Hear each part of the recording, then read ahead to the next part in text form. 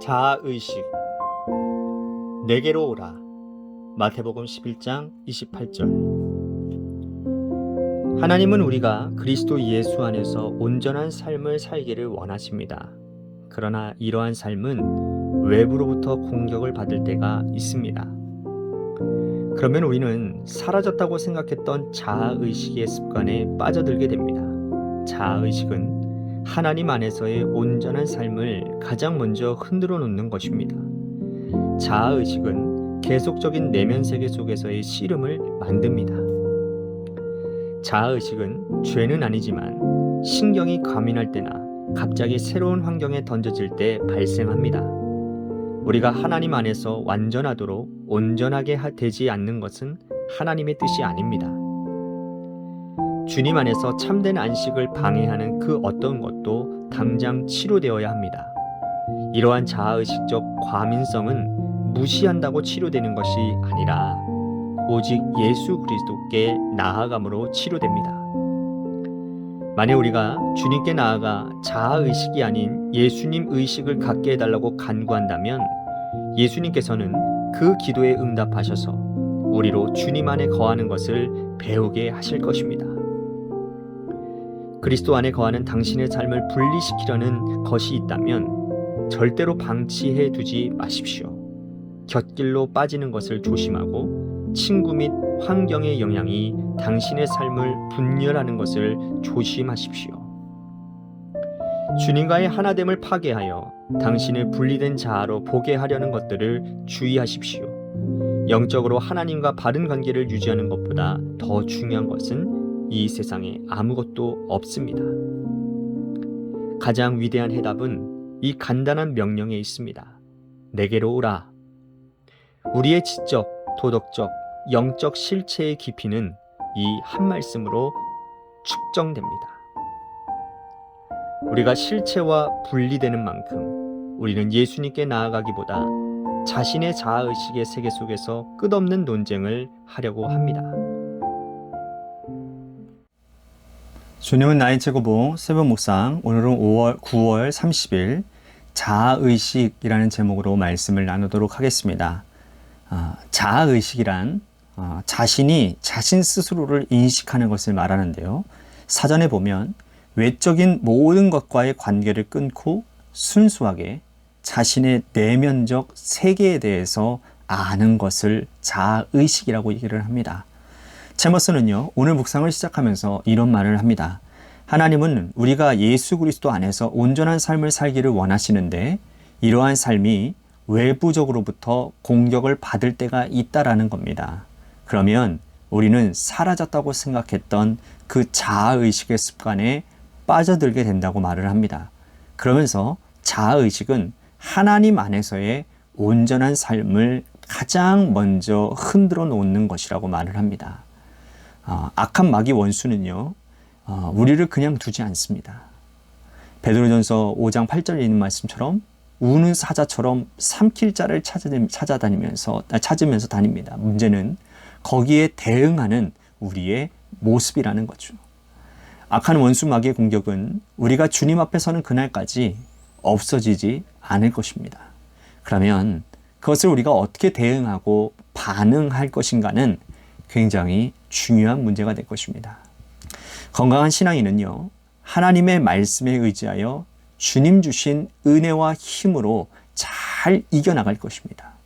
에베소서 6장 13절에 나오는 말씀처럼 하나님의 전신갑주를 입고요, 믿음의 선한 싸움을 끝까지 싸우게 될 것입니다. 그러나 간혹 보면 이 악한 원수 마귀의 공격 앞에서 인간적인 모습이나 옛 죄성의 모습으로 반응하는 사람들이 종종 있습니다. 예를 들면 이런 거죠. 살다 보면요, 내 미묘한 감정성을 건드는 사람들이나 또 그런 일들이 있을 수 있지요.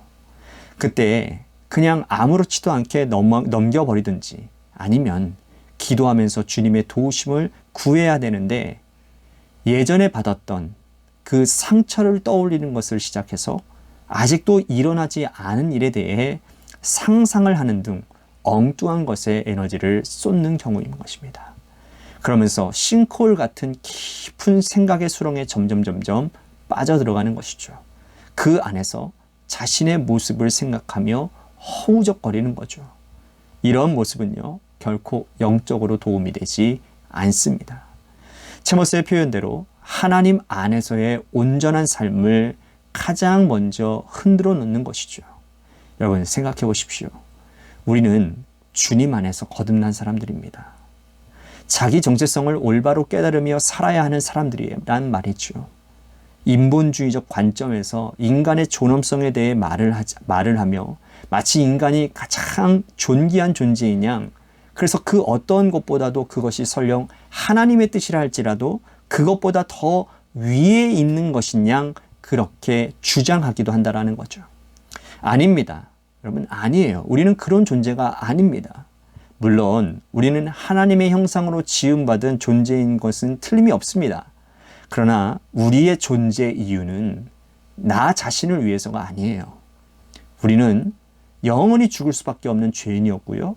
구원받은 이후에도 우리는 여전히 죄성을 가지고 살아가는 연약한 존재들입니다.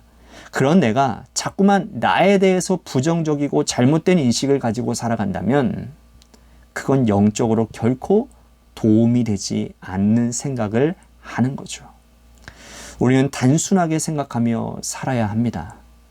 나는 하나님의 자녀로 거듭났다고 하는 것, 이제 나는 나를 위해서 사는 것이 아니라 주를 위해서 살아야 한다는 것, 어떠한 상황이나 환경도 나를 향하신 하나님의 선한 계획을, 하나님의 뜻을 꺾을 수 없다고 하는 것, 내 생각과 마음의 삶의 근거는 하나님께 있다고 하는 것 등에 대해 우리는 올바로 정립하고 살아야 한다는 거예요.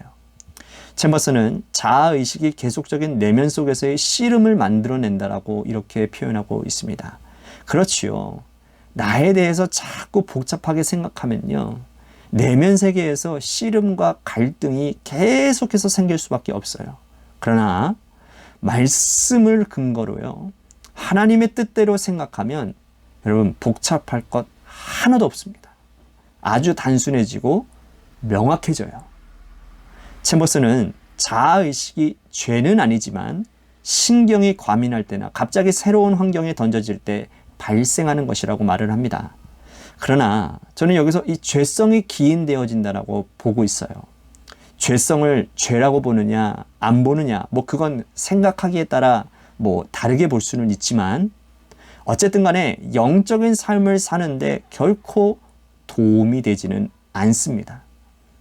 챔버스는 주님 안에서 참된 안식을 방해하는 그 어떤 것도 당장 치료되어져야 되는데, 이러한 자아의식적인 민과민성은 무시한다고 치료되어지는 것이 아니라 오직 예수 그리스도께 나아감으로 치료되어진다고 말을 합니다. 그러면서 만약 우리가 주님께 나아가 자아의식이 아닌 예수님의 의식을 갖게 해달라고 간구한다면 주님께서는 그 기도에 응답하셔서 우리로 주님 안에 거하게 하는 것을 배우게 하실 것이라고 말을 하고 있습니다. 그렇습니다. 다시 말씀드린다면 우리는 주님 안에서 새로운 의식을 갖고 살아야 되는 존재들입니다. 나 혼자 깊이 생각한다고 죄성이 달라지는 것은 없습니다. 오직 주님께 나아가 주님의 도우심으로 내 생각이 깨어지고 주님 주신 깨달음으로 무장할 때 내 생각은 바뀌어지고 삶도 바뀌어지는 것입니다. 챔버스는 그리스도 안에 거하는 당신의 삶을 분리시키려는 것이 있다면 절대로 방치해 두지 말라라고 말을 해요. 가장 중요한 것이 주님과의 관계이고 그것을 위해 주님 안에 거하는 삶이 우리가 살아야 될 삶인데, 그것에 방해되어지는 것이 있다면 그 어떤 것도 그냥 지나쳐서는 안 된다라는 말입니다. 그러면서 챔버스는 우리가 주의해야 될 것에 대해서 이렇게 말을 하는데요. 곁길로 빠지는 것을 조심하고 친구나 환경의 영향이 당신의 삶을 분열하는 것을 주의하라고 말합니다. 주님과의 하나됨을 파괴하여 당신을 분리된 자로 보게 하려는 것들을 주의하라고요. 사랑하는 성도 여러분, 챔버스가 말한 것처럼 영적으로 하나님과의 바른 관계를 유지하는 것보다 더 중요한 것은 이 세상에 분명히 없습니다. 아무것도 없습니다. 그리고 그것을 위해 우리가 해야 될 가장 중요한 일, 해답과도 같은 일은 바로 내게로 오라고 하시는 주님의 말씀에 순종하는 거예요. 바라기는 하나님에게서 점점 멀어져 자기 자신과 쓸데없는 논쟁하지 마십시오. 주님께 가까이 나아가 주님 안에서 누리는 참된 평안과 영적 단순함에서 오는 그 자유함을 누리며 살아가는 복된 여러분들 되시기를 주님의 이름으로 간절히 축복하겠습니다. 아멘.